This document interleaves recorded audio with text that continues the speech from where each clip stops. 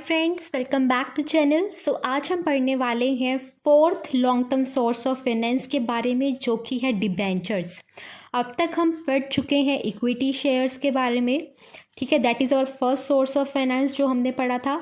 दूसरा हमने preference shares के बारे में पढ़ा, और तीसरा जो हमने लास्ट अभी कंप्लीट किया है वो है रिटेन्ड अर्निंग्स, या फिर जिसे हम बोलते हैं प्लफिंग बैक ऑफ प्रॉफिट्स, ठीक है। तो ये तीन जो है सोर्स ऑफ फाइनेंस हमने कंप्लीट कर ली हैं। आज से हम fourth source of finance start करने वाले हैं, और वो क्या है, डिबेंचर्स। आज की वीडियो में हम मीनिंग और फीचर्स के बारे में पढ़ेंगे डिबेंचर्स के, और इन दी अपकमिंग वीडियोस हम दूसरे इंपॉर्टेंट टॉपिक्स के बारे में डिस्कशन करेंगे रिलेटेड टू डिबेंचर्स। सबसे पहले जो यहाँ पर लिखा है वो क्या लिखा है, मीनिंग ऑफ डिबेंचर्स। डिबेंचर्स का मतलब क्या होता है। सबसे पहले मैं आपको बताना चाहती हूँ गाइस, जिस तरह से हमारे पास शेयर्स होते हैं उसी तरह से हमारे पास एक सोर्स ऑफ फाइनेंस होता है कॉल्ड डिबेंचर्स। जिस तरह से जो भी लोग इन शेयर्स को सब्सक्राइब करते हैं, मतलब कंपनी के शेयर्स के बदले पैसा देते हैं, तो वो कंपनी के ओनर्स बन जाते हैं। आपको पता है ना, जो भी जैसे कंपनी ने शेयर्स इशू किए, कंपनी का जो पर्पस रहता है शेयर्स इशू करने के पीछे, वो रहता है कैपिटल, फंड्स रेज करना। तो जो भी पब्लिक इन शेयर्स को सब्सक्राइब करेगी वो कंपनी के ओनर्स कहलाएंगे, राइट। उसी तरह हमारे पास जो डिबेंचर्स होते हैं वो भी कंपनी इशू करती है। सिमिलरली फंड्स रेज करने के लिए पर्पस यहाँ पर सेम है कि कैपिटल को रेज करना है, फंड्स को रेज करना है, जिससे बिजनेस चलाना है।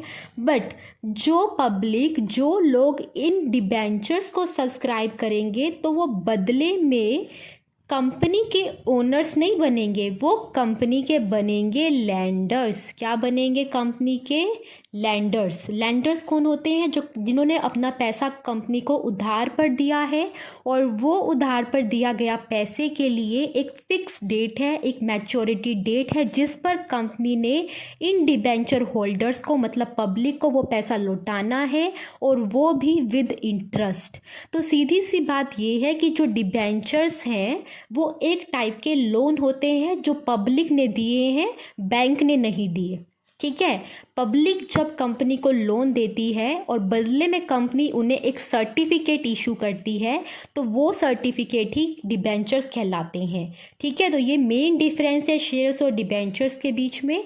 शेयर्स को जो लोग सब्सक्राइब करेंगे वो कंपनी के ओनर्स बनेंगे, डिबेंचर्स को जो लोग सब्सक्राइब करेंगे वो कंपनी के लैंडर्स बनेंगे, जो कंपनी को अपना पैसा उधार पर देंगे, और कुछ टाइम पीरियड के बाद, जो कि फिक्स्ड होगा, और उस फिक्स टाइम पीरियड के बाद कंपनी की लाइबिलिटी है कि उसको वो पैसा उस पब्लिक को लौटाना है, डिबेंचर होल्डर्स को लौटाना है, वो भी विद इंटरेस्ट, और इंटरेस्ट का जो रेट है वो भी फिक्स्ड होता है। तो डिबेंचर जो है वो एक फॉर्म है लोन की, ठीक है, जो कंपनी को पब्लिक ने दिए हैं, बैंक ने नहीं, ठीक है।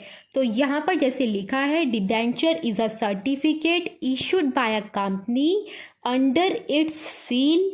और ये डिबेंचर, ये जो सर्टिफिकेट है, ये क्या एक्नॉलेज करता है, ये एक्नॉलेज करता है डेट।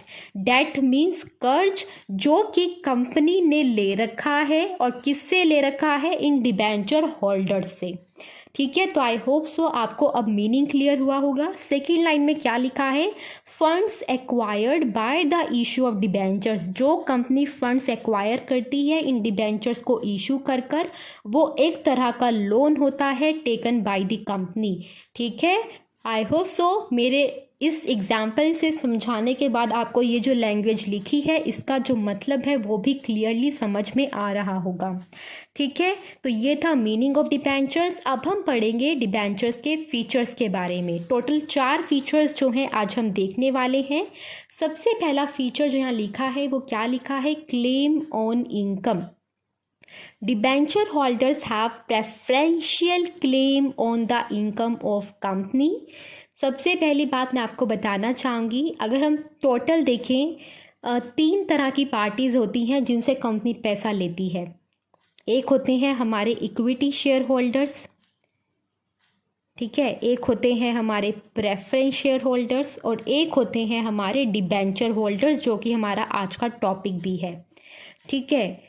तो अगर हम इन तीनों में देखें ना, तो जो कंपनी की इनकम पर सबसे पहले जो क्लेम करेगा, कंपनी में जब भी मान लो प्रॉफिट अर्न हुए हैं, तो उस प्रॉफिट पर सबसे पहला जो हक बनता है वो बनता है डिबेंचर होल्डर्स का, क्योंकि उन्होंने अपना पैसा loan as a loan company को दे रखा है, उधार पर दे रखा है।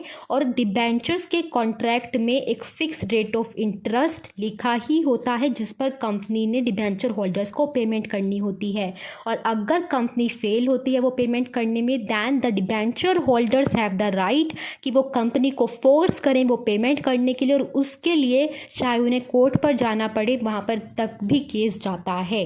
ठीक है, तो डिबेंचर होल्डर्स वही यहाँ लिखा है that they have preferential claim on the income of company, कि सबसे पहला क्लेम कंपनी की इनकम पर डिबेंचर होल्डर्स का होता है। जब भी कंपनी प्रॉफिट अर्न करेगी, सबसे पहले डिबेंचर होल्डर्स को प्रॉफिट में से इंटरेस्ट दिया जाएगा, उसके बाद पेमेंट डिविडेंड की जाएगी to the preference share holders, और उसके बाद जो पैसा बचेगा वो पैसा इक्विटी शेयर होल्डर्स को दिया जाता है।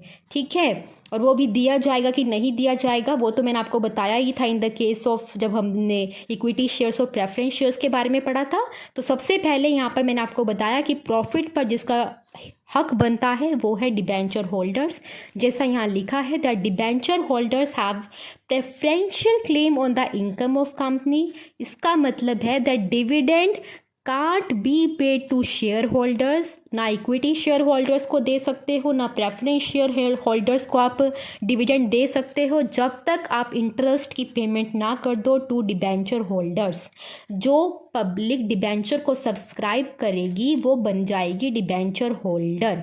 ठीक है, तो डिबेंचर होल्डर का आई होप सो आपको मतलब समझ में आ रहा है, आप इससे कंफ्यूज नहीं हो रहे हैं। ठीक है, सेकंड है क्लेम ऑन एसेट्स। जिस तरह से डिबेंचर होल्डर्स का प्रेफरेंशियल क्लेम है on the income of company, उसी तरह they have preferential claim on the assets of company. That means जब कंपनी वाइंड अप होगी, जब कंपनी लिक्विडेट होगी, तो उस टाइम पर भी अगर कुछ पैसा हमें लौटाना बाकी है टू द डिबेंचर होल्डर्स, तो सबसे पहले उनका पैसा लौटाया जाएगा, उसके बाद ही प्रेफरेंस शेयर होल्डर्स और शेयर और इक्विटी शेयर होल्डर्स की जो कैपिटल है वो रिटर्न की जाएगी। ठीक है, तो आई होप्स आपको क्लेम ऑन इनकम और क्लेम ऑन एसेट्स का जो मतलब है वो क्लियरली समझ में आ गया है।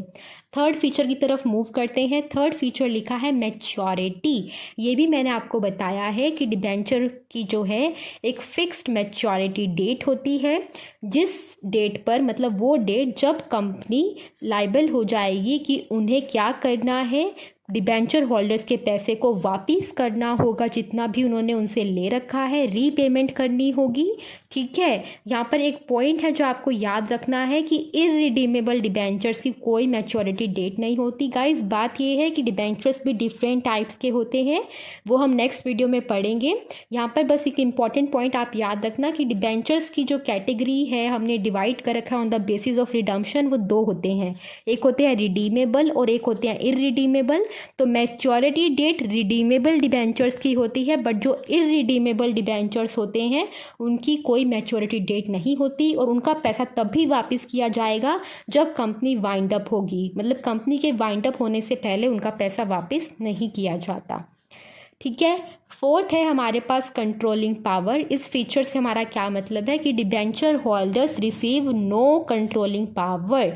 सबसे बड़ा डिफरेंस है ये शेयर्स और डिबेंचर्स के बीच में कि शेयर होल्डर्स के पास जो है वोटिंग राइट्स होते हैं, बट डिबेंचर होल्डर्स के पास कोई वोटिंग राइट्स नहीं होते, इनके पास कोई कंट्रोलिंग पावर्स नहीं होते, ये कंपनी के किसी भी डिसीजन में पार्टिसिपेट नहीं कर सकते। ठीक है, तो आई होप सो आपको ये चारों फीचर ऑफ डिबेंचर समझ में आ गए होंगे। आई होप सो आपको समझ में आया होगा अच्छे से। अगर सच में अच्छा लगा है, कुछ समझ में आया है, कंटेंट अच्छा लग रहा है, तो प्लीज़ वीडियो को लाइक करना, चैनल को सब्सक्राइब करना। Thank you very much for watching the video. Bye bye.